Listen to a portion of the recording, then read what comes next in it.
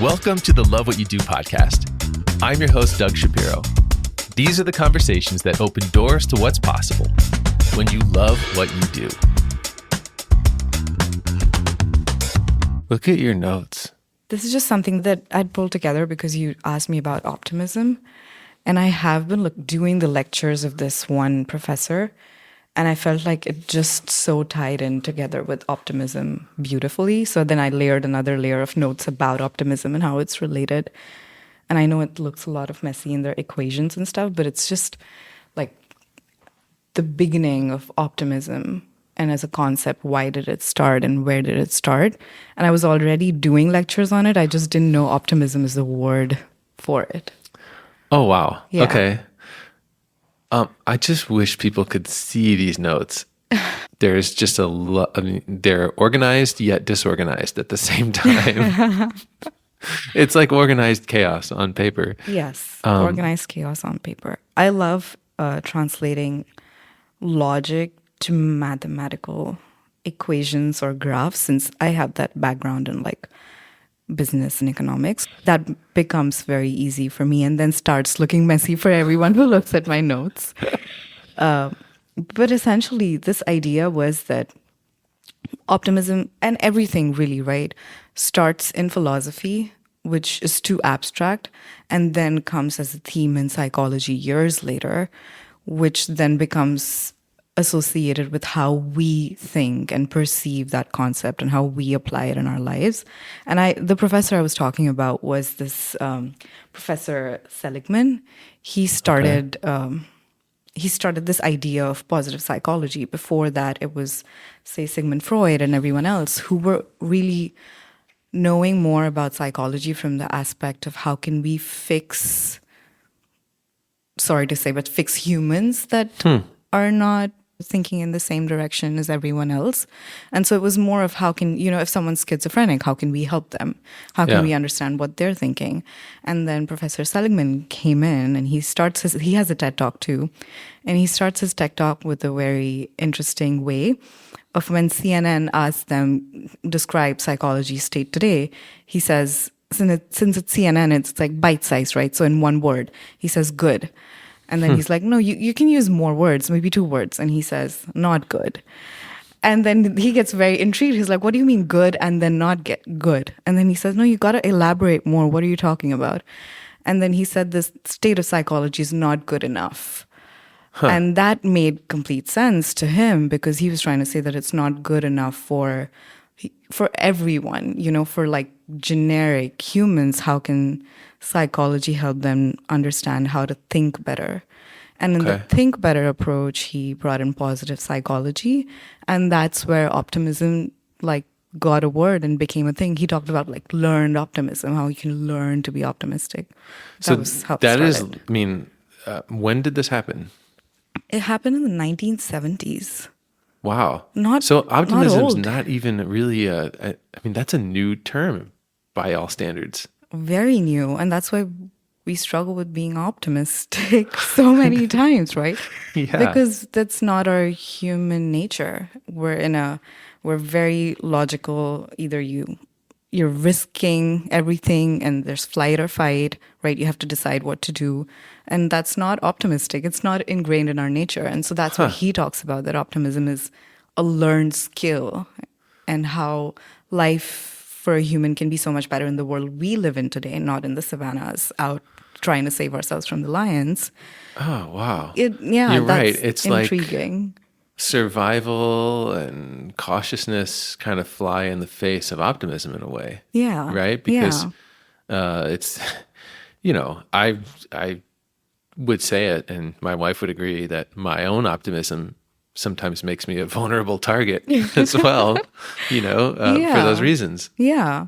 If you were optimistic when you were trying to survive, then you wouldn't think of every single plant that you're eating and think, oh, it might not be good. And so you only eat a little bit of it or serve it to the, animal first or something. So if you were optimistic, then you would not survive. We wouldn't survive as a species, right? Because there were too many things that could kill us. It's almost like wow, this is actually fascinating that as a species, we may not be wired to be optimistic, yet at the same time, I mean, there are sometimes you want to turn that on and sometimes you want to turn that off. Like if you look at the height of the pandemic, maybe that's not a great time to like flex your optimism, Yeah. right? Yeah. But at the same time, you do hear how optimism it can be genetic, right? Like people can be born with a predisposition, right, to Yeah. be optimistic. Yeah.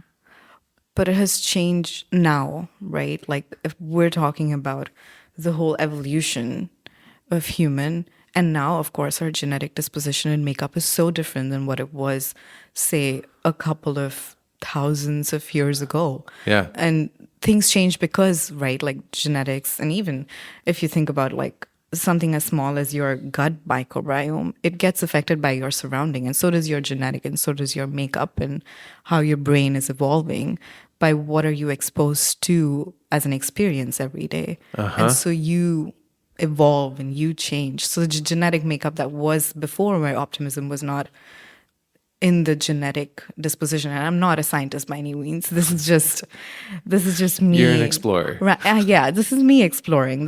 I love doing that. Yeah. And so we've evolved, and so our ability to be optimistic has evolved in comparison to what it was before. And Yeah. now we have, it as a part of not philosophy, something as an abstract concept that was like in the 1750s to like coming to 1970s, where it's in psychology, and it's like, well, guys, we can be optimistic. We can choose to be optimistic, and I have a model for it, and so many other people are researching it, and it's a better way of living. That is wild. Yeah. Okay. I kind of want to explore what's on the paper. You said you have a model for this. Yes. Well, not my model, but Sure.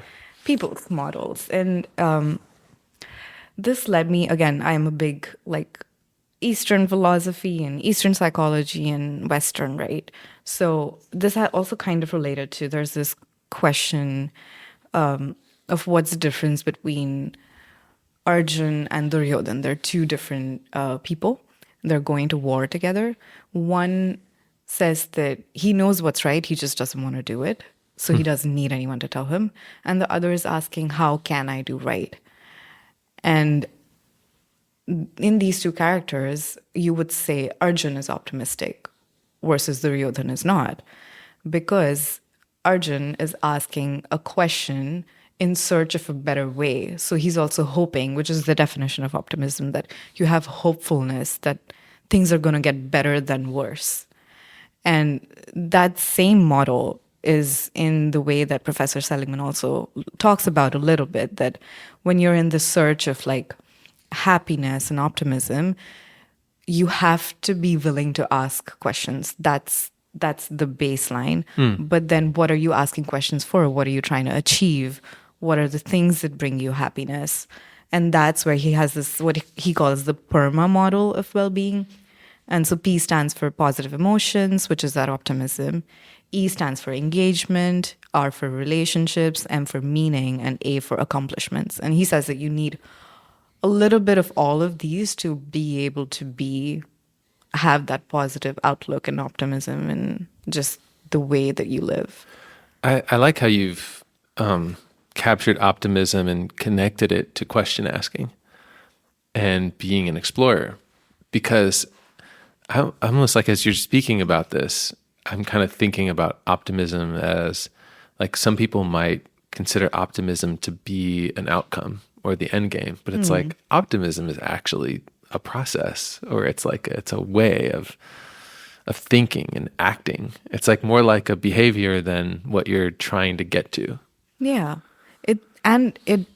It's cyclical, right? You start with optimism, you end up with optimism, with more optimism, and then Yeah. and then you become that personality. Then optimism is your personality. It becomes you in a very existential way. I get it's that. sounding, but it's a process, right? You go again and again at it, and that's what makes you be. Then you reach higher goals than optimism. That's one of the questions that I have in my deep questions that I wrote too. It's like, is happiness the only goal that we're striving towards, or is there something more than that, and that more than that cannot come till you don't go through the cycle of optimism, I feel.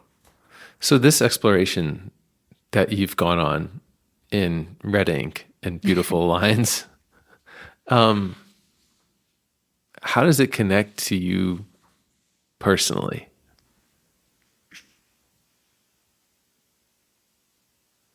That's a good question. I think Like, what's your own history, I guess, with optimism? my own history with optimism is that I come from a very different background to the people that I'm surrounded by today. From a different country, different, I would say, ways of living, lifestyle. And the people around me are very routine and what they know is right. And that's how things should be done. And that's how things are done in my family, in a lot of things. And that was the same thing when it came to my education and everything. And that's why my background is in a little bit of business and economics, because that's the right thing to study and that's the right thing to do.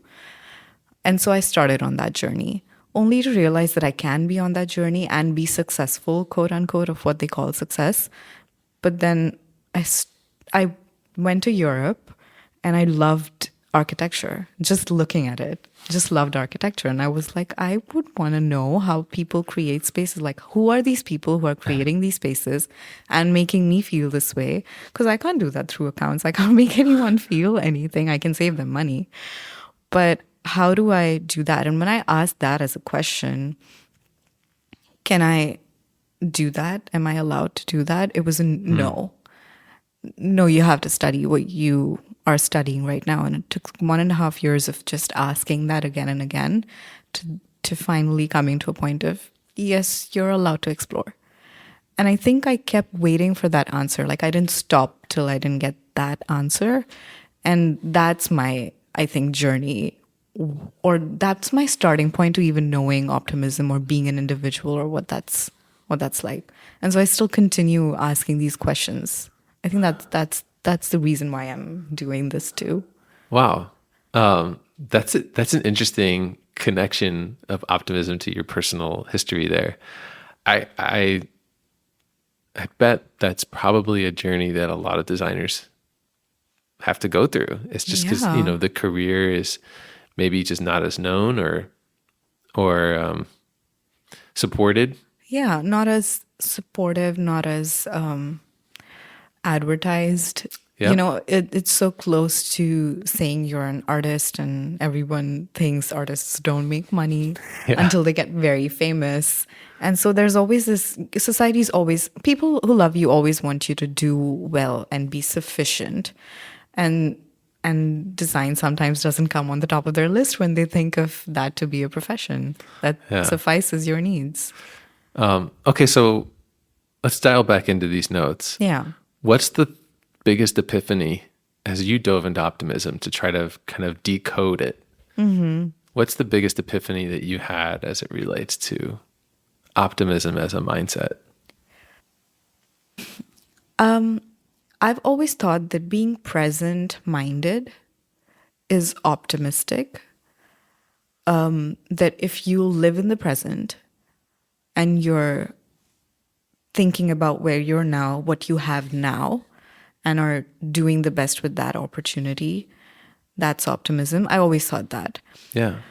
But then once I dove deeper into this, there are two things, right? Either you can be present oriented or you can be future oriented. And again, another professor did this. It's a very famous study. It's the marshmallow temptation study. Oh, yeah. Right? Where Yeah. they put kids in the room and they tell if you want do you want a marshmallow? And everyone, if you're a kid, you're going to say yes. Yeah. There was one who didn't say yes. He said, no, I don't like marshmallow. I like candy. So he got it with candy. But they were told that, do you want one or two? And then everyone said they want two. So the teacher said, if you wait, I'll go get the other one. If you wait for 10 minutes, you'll get two. If you cannot wait and you eat the marshmallow, then you'll just get one. And there are two divisions, right? Some people waited, some kids waited, and some didn't. And then he went back 14 years later to look at how they did in life. And of course, he was going towards like which ones were more successful versus not, which is where the people who are present oriented and are thinking about the now, what I have in front of myself now is one marshmallow. I can see one marshmallow, I'll eat it. They're not thinking about that second one because it's not, right there. So they don't want to delay their gratification. And so they're thinking now. And I thought that's optimistic because you're making the best of what you have right now. But the more that I dug into optimism, I realized it's that hope for getting the second marshmallow that makes you wait and delay your gratification. That's truly optimistic. Wow. That was my epiphany because I've always been the person live in the now, do the now, and I'm slowly realizing being future oriented doesn't mean that you have to not be an opportunist now. It just means that you also need to look at the big picture, cut out all the noise and see what you're hoping for to be in the future. And that's optimistic. That's more optimistic than only thinking of what can I do now. I think that's a brilliant observation. And this delay of gratification, I've heard of this study. Okay. Yeah. And I think it's made quite a few waves, actually. And I've seen the video clips Yeah. of the kids. It's actually really They're cute very if cute. you Google Yeah. that. Yeah. But I've never thought about connecting that to optimism. And I totally see it. And in fact, I kind of think it's almost a responsibility living on this planet to have that sort of mindset. Yeah. Because if it were not for optimism, and optimism is that feeling, right? That hope that you have inside. What you're having the hope for, whether that's a world war or climate change and curing global warming, that's on you as a human and your morality and your purpose.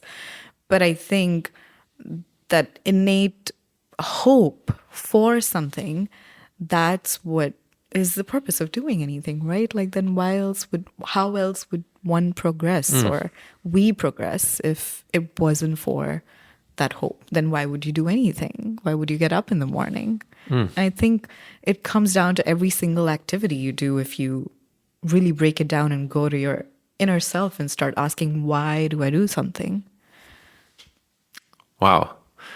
Yeah, it's this hope to be the best version of yourself or to Yeah. have the, best life you can have or make the biggest impact. And yeah, it doesn't happen today. It never happens today. Never happened. I want neuroarchitecture, and it's been evolving, right? And I see that there's so much scope, and I know it now, right? Today. And I want it applicable today. I want my clients to understand that today and, collaborate with neuroscientists today. But it's not going to happen today. So that doesn't mean I stop designing or I'm like, well, these are cookie cutter spaces. I can't do anything about it. I'm just one designer and there's so many. And there's so many others thinking now too. So that means it is going to happen at some point. It's just not today. I think I'm making sense of something because I've heard this and, like if someone achieves something absolutely amazing and I've always heard, it just never feels as good as they hoped it would. Because maybe you're saying, I want to be the number one tennis player in the world, or I want to win Wimbledon. Yeah. And you spend your whole life being optimistic about this wild future. Yeah. And then you do it and it's over. And it's gone. Yeah. Yeah. Actually out the door kind of goes the optimism. Yeah. Because what do you hope for next? Like, it's almost like the hoping for is the juice. It's about the journey. And when someone says it and you're on the journey, you feel like, I just want to get there. Screw the journey. I just get me there now. But once you're there, then what? Yeah. What next becomes the question. And so then you kind of forget to enjoy that hope for, that makes you wake up. Already having one doesn't make you wake up. Totally. Oh, this is like a therapy session. this whole it's a combination of a couple of lectures and TED Talks from different people, and it was very therapeutic I because bet. I'm a patient person, but I realize in the last couple of years I've become very impatient. Not in a good, like, not like impatient I want everything done now, but impatient that I want change to happen now, and I expect big change to happen soon because we're all so educated and aware, and I'm like, what's taking so long? That's a fair And question. like, can we get there already? And then Yeah. I realized that that's impatience, and impatience can kind of make you lose optimism. So but optimism is also a time game, right? Like, you have to wait it. You have to keep the patience. Patience is the trick for being optimistic. I like that. Patience is the trick for being Yeah. optimistic. That's interesting. Yeah. Patience and I guess resilience. It builds resilience, right? Again, every positive psychology professor, I don't know so much. I don't read as much about what therapists post or say, but professors I do who are researching this stuff would say that resilience is a byproduct of optimism always. And it even says, the beauty of learned optimism is that it teaches you to challenge our immediate beliefs and question their validity. And that questioning and that knowing and jumping back out, that's resilience. It gave an example too that an optimistic salesman sells more than a pessimistic salesman, not because the optimistic salesman knows sales better. They just know better how to bounce back up again. I think I went to if you know John Edelman, he used to be the CEO of Design Within Reach, and now Okay. he owns Heller, and he's doing a great job at it. And we did a mentorship session with him during ICFF, and then we went up to meet him. I think the favorite thing that he said that's going to stay with me forever, he brought out a product, right? We were sitting, Shaunak and I, my husband, and he was like, "Do you? If I'm trying to sell this to you, do you like this?" And we go, no. And so he said, most of the people or salesmen were like, oh, well, but this has this features and it's really good and you should just give it a try and whatever. And he's like, but that's not the right way to do it. You take that product out and you give a new one in front of them. Do you like this? You get to know them. You bounce back. You don't make it about why don't you like this. You make it about what else do you like? What else can I bring you? And that's also building resilience, right? That's being optimistic that you are able to give them something. I, I wonder if that's we're taught that, like in design, to go back to being a student and go back to crits and defending your work. yeah. Are you, are we teaching that? Not enough. Not enough sometimes. Because critique is also a form of defending, right? Like, it's called, you need to defend your thesis to the jury. And that's such a hostile word. It is such a You hostile know, word. it's like you're presenting your case. And even the Yeah. words that we use to describe it, it's Yeah. so, Case. yeah. Yeah. I Yeah. mean, if you think about it, so and words have big effects, what you say. Yeah. So, and we're not teaching that enough to the kids either, right? The young brains, the new generation. How's that going to affect them? The system that they're growing up in, even if they're exposed to tech very soon, it's not resilient. It doesn't teach you to explore. It doesn't teach you to bounce back. If you're doing something, if you're on an iPad and you want to go somewhere, right? Even if you're as a kid, if you're watching a video, and the only options you have is play next or play something that you can see is on there, but it's not explorative in nature. It's very prescribed. And so either you do it right or wrong, and if you do it wrong, then you cry because you're not being able to see what you want. And so again, it's not teaching you to be resilient. Nothing's teaching you to be resilient anymore. I don't know how I feel about that. Yeah, especially when you say, we're connecting resilience to patience and patience to optimism. And it's like, They're all in a big triangle and they're all connected. And Yeah.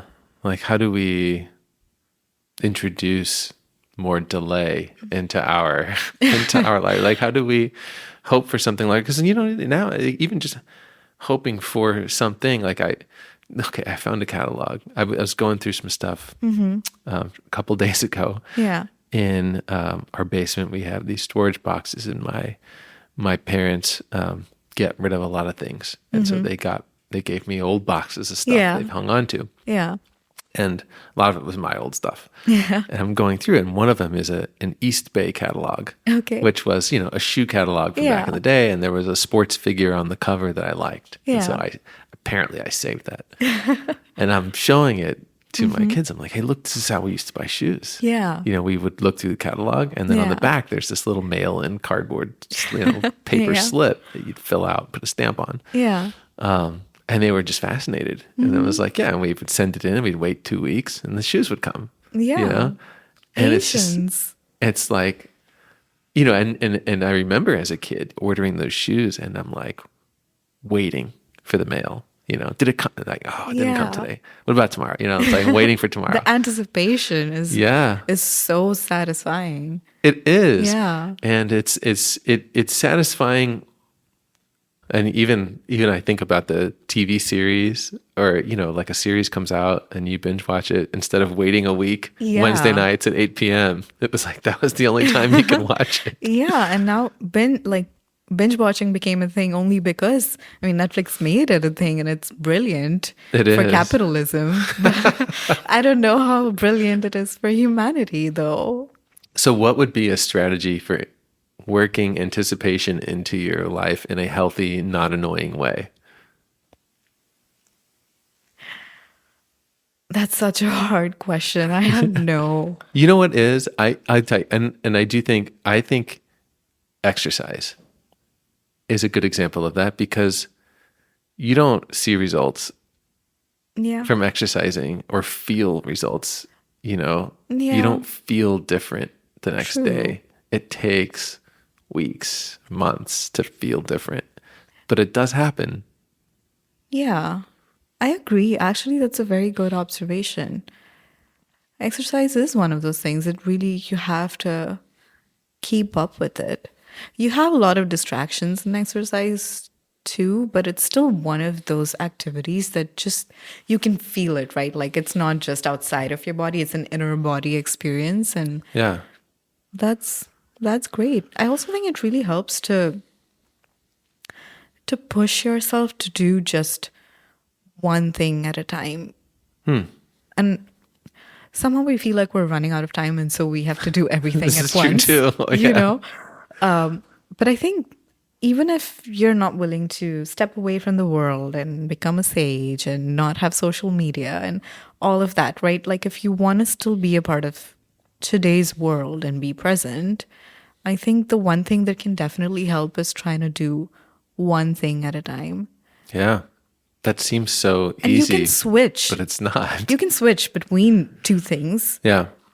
but one thing at a time. I think that's what I've been trying. It's so hard because it's so hard. It's just, but yeah, I think, and exercise is one of those things too, right? Like you have to exercise, and then you have to think of your body and mind connection. That's what my trainer always used to say, mind and body connection. And if you're not doing that, then just don't exercise, don't work out. She always used to say that. Don't come here if you're not slept. You cannot control what's going on inside, and then you're just picking up dumbbells for no reason. Yeah. And you can't multitask while working out. You have to just be working out. This has been fascinating, Shreya. Like it always is. There's any conversation I've had with you goes, what is the right word? It's not, it's never off the rails, but it's never ever what I expect. It's always a journey with you. I'm glad you feel that way. I hope that that's my personal goal, right? That you can die tomorrow, right? Anything can happen, but as long as I'm still exploring and learning something new do I want to be a teacher or a student? And I always say I always want to be a student. There's so many teachers out there already that I can learn from. I want to be a student forever, and that's a really fun journey to be a student. Well, today you were a teacher. By no means, you have too much to teach me. This has been awesome. Thank you for joining, and Happy to do it. yeah, I appreciate the time you gave me. Thanks for joining me here on Love What You Do.